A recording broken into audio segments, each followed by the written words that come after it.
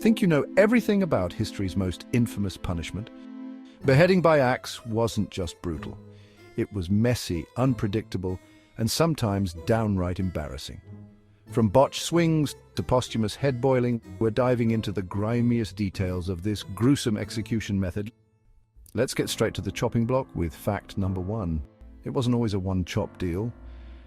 You know that dramatic moment in movies where one swift blow ends it all? Yeah, not so much in real life. Executioners sometimes needed multiple swings to finish the job. This wasn't because they were bad at it. Okay, sometimes they were. It's because axes weren't always razor sharp. For example, during the botched execution of Mary, Queen of Scots in 1587, it took the executioner 3 swings to fully sever her head. To add insult to injury, some spectators reported that her lips kept moving afterward. Creepy, right? It's like her body was saying, "You had one job." Fact number 2. Heads were sometimes boiled afterward.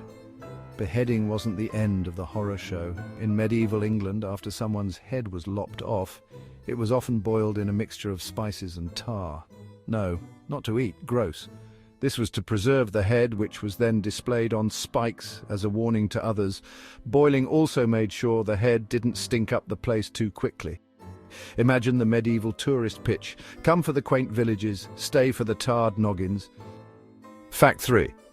Executioners were surprisingly underpaid.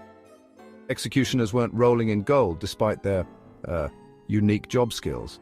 In 16th century Germany, an executioner could make about as much as a butcher, and sometimes they were treated like outcasts. One guy, Franz Schmidt, a famous executioner in Nuremberg, had to petition the city council just to let his kids attend school. All that for swinging axes at people's necks?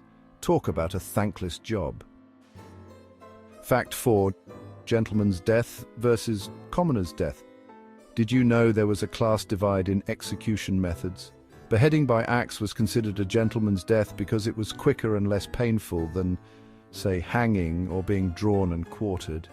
But if you were really high-ranking, like a king or queen, you might get a sword instead. Fancy, right? Anne Boleyn, for example, was beheaded by a French swordsman, not an axe. Why? Because Henry VIII kind of wanted to be nice after deciding to kill her? Love makes you do weird things, I guess. Fact 5. The audience loved it too much.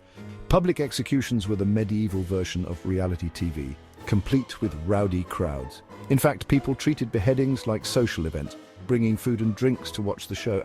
And if the executioner messed up and needed extra chops, oh, the crowd would boo like they were at a bad play. It was morbid entertainment at its peak, proving that humans have always had a twisted sense of fun.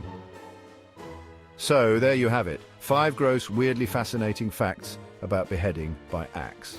History isn't just messy, it's downright disgusting. If you liked this video, hit that subscribe button.